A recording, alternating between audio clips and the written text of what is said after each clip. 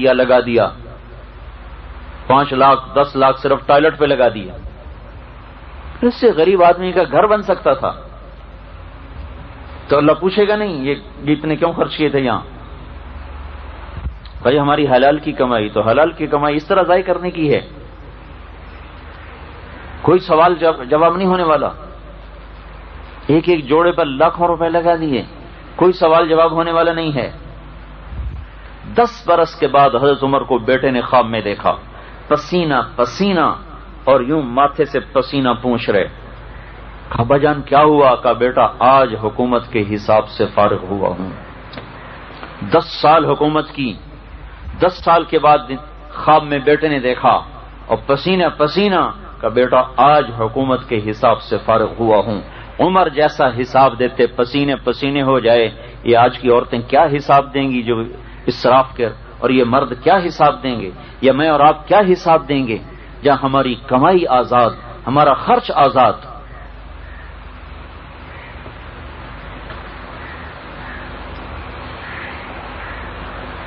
حضرت عائشہ رضی اللہ تعالیٰ عنہ نے فرمایا میرے پاس ایک کرتا تھا جس کی قیمت 5 روپے تھی، مدینے میں کسی بچی کی شادی ہوتی تو کرتا مجھ سے مانگ کے لے جاتی، شادی کی رات پہنا دیتی، اگلے دن آ کے واپس کر جاتی، اس میں مدینے کی 50 بچیوں کی شادیاں ہو گئیں۔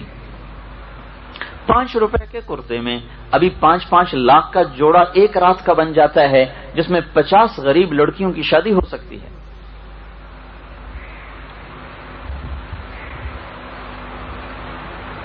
ہم نے یہ زندگی سیکھی نہیں، معاشرت، اللہ کے رسول کی۔ آپ کو پتہ نہیں ایک سوال مستقل ہے، عن مالی، پیسہ، من این اکتسبتہ، کہاں سے کمایا تھا، یہ ایک سوال ہے۔ فیما انفقتہ، یہ کہاں خرچ کیا تھا، بولو۔ تو اگر پھنس گئے تو کیا بنے گا ہمارا اس وقت؟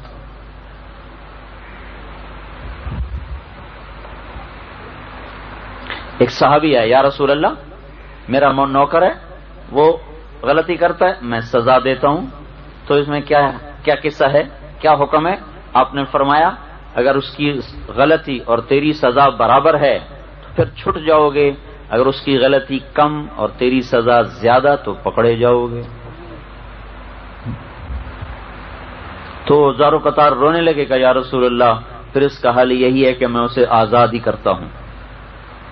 یہاں تک ترازو کو قائم کیا جائے گا۔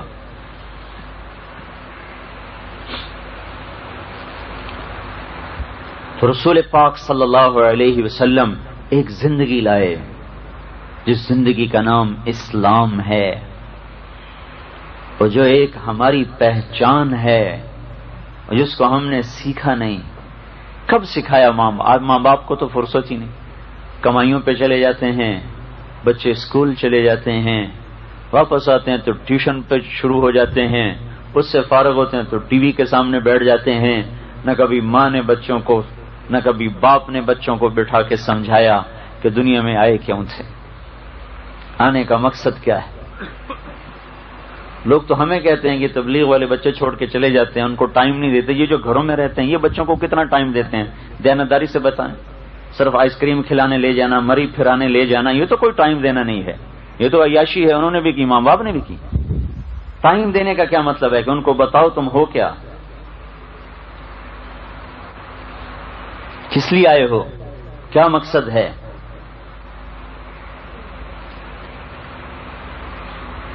بہلول رحمت اللہ علیہ جو گزر رہے تو ایک بچہ کھڑا رو رہا، دوسرے بچے اخروٹ کھیل رہے، انہوں نے سمجھا اس کے پاس اخروٹ نہیں ہے تو میں اس کو لے کے دے دیتا ہوں۔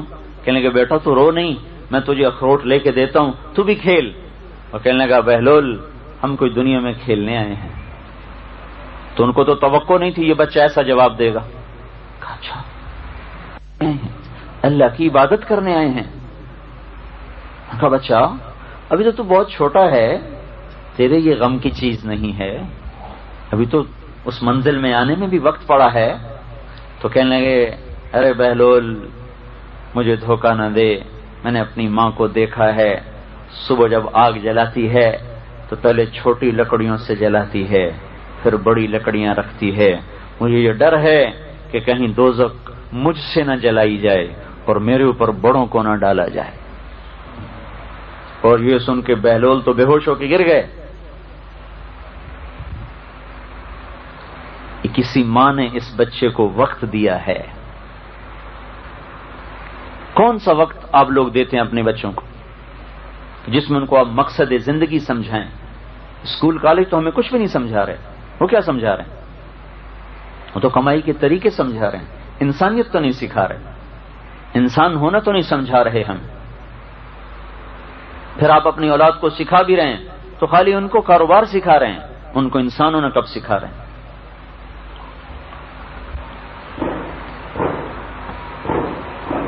تو اس لیے ہم وقت مانگتے ہیں بھائیو. ماں باپ کی ایک ذمہ داری ہے. اللہ تعالیٰ نے عورت کو گھر میں بٹھایا ہے, کس لیے؟ فارغ نہیں ہے, بہت بڑا کام دیا ہے. انسانیت کی نرسری کو تیار کرنے کا کام ہماری عورت کو ملا ہوا ہے. اس لیے سارے کام اللہ نے مرد کے ذمہ لگا دی. کما کے بھی لاؤ, بازار سے کوئی سودا تو وہ بھی لا کے دو, اس کو گھر میں رکھو, اس کو پردے کی چیز بنائے. عورت کہتے ہیں پردے کو عورت کا نام ہی پردہ ہے. اور اس کا اسلام نے ایسا پردہ رکھا ہے کہ اس کے نام کے اظہار کو بھی پسند نہیں فرمایا. چہ جائے کہ وہ کھلے بال بازار میں پھرے. پورے قرآن میں کسی ایک عورت کا نام نہیں آیا, صرف حضرت مریم کا نام ہے قرآن میں بس. باقی سارا قرآن آپ الف لام سے شروع کریں, اب والناس پہ پہنچ جائیں, آپ کو ایک عورت کا نام نہیں ملے گا. مریم علیہ السلام کا نام قرآن میں جو آیا ہے وہ اس وجہ سے آیا کہ ان کے بیٹے کو لوگوں نے کہا یہ اللہ کا بیٹا ہے, تو اس پر اللہ تعالیٰ نے اس الزام کو صاف کیا کہ ذالک عیسی ابن مریم, سنبھل کے بولو, میرا نہیں مریم کا بیٹا ہے. باقی جہاں بھی عورت کا نام آیا تو امرات و فرعون کی بیوی, تو اگر اللہ آسیہ کہہ دیتا تو کیا حرج تھا, تاریخ میں ہے نام. امرات العزیز گورنر کی بیوی, اگر اللہ زلیخا کہہ دیتا تو کیا حرج تھا, زلیخا نام موجود ہے. امرات نوح کی بیوی, امرات لوط علیہ السلام کی بیوی. عورت کا نام خامد کی نسبت سے آیا ہے, یا بھائی کی نسبت سے, یا اخت ہارون, اے ہارون کی بہن, یا باپ کی نسبت سے, خامد کی نسبت سے. نام براہ راست مریم بس. علماء نے اس پر یہ لکھا ہے کہ اللہ تبارک و تعالی اس طرز کلام سے یہ بات سمجھا رہے ہیں کہ عورت کا نام بھی عورت ہے, یعنی چھپا ہوا. عورت کا نام بھی پردے کی چیز ہے, وہ بھی بغیر ضرورت کے ظاہر کرنا ناپسندیدہ چیز ہے. تو چہرہ کھول کے پھرنا یہ کہاں سے جائز ہو جائے گا؟ ویسے تو جائز کرنے کو جو مرضی جائز کروا لیں, ہر جگہ سے مفتی مل جائیں گے.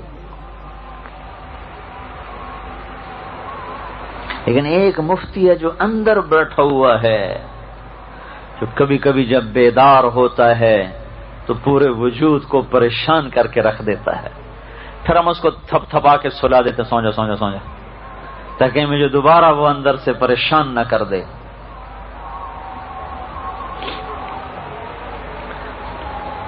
تو وہ گھر کیوں بٹھایا ہے؟ ایک امت کی تعمیر ہے کہ ایسی نسل تیار کرو کہ جو اللہ کا دین اور اللہ کی بتائی ہوئی پسندیدہ زندگی لے کر ساری دنیا میں چل سکیں. تو مرد تو پہلے ہی کمائی میں ہوتے ہیں, تھوڑا وقت ملتا ہے. زیادہ وقت تو ماں اپنے کاموں میں مشغول ہوگی, بچوں کو اسکول اور نرسریوں, فیڈر منہ میں اور اسکول جا رہے. کیا ظلم ہے بھئی, ہمارے زر سے جان چھوٹے. اور وہاں سے آئے تو ٹیوٹر کے حوالے, وہاں سے آئے تو ٹی وی کے حوالے, جو یہود نے بیٹھ کے ہماری ساری نسل خرید لی. ایسا بے حیا معاشرہ ہمیں دے دیا کہ جہاں حیا دار ہونا بے عزتی ہو گیا, برقع کرنا وہاں ایک شرم کی چیز بن گیا, اور کھلے منہ پھرنا ایک شرافت کی چیز بن گیا. یا اللہ, کس دیس میں آ گئے جہاں الٹی گنگا بہتی ہے.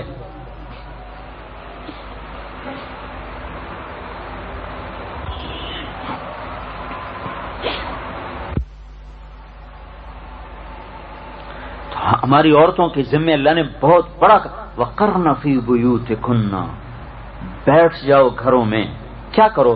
واذکرن ما یتلی علیکن من آیات اللہ والحکمہ، یہ تمہارا کام ہے کہ اپنے گھروں میں بیٹھ کر اللہ کی کتاب اور اللہ کے رسول کی زندگی اپنی اولاد کو سکھاؤ، آنے والی عورتوں کو سکھاؤ۔ اور یہی حکمت تھی آپ کی شادیاں زیادہ کرنے کی، کچھ شوق سے نہیں ہے۔ اگر آپ شوق سے شادی کرتے تو 25 سال کی عمر میں 40 سال کی 2 دفعہ بیوہ عورت سے کیوں شادی کرتے؟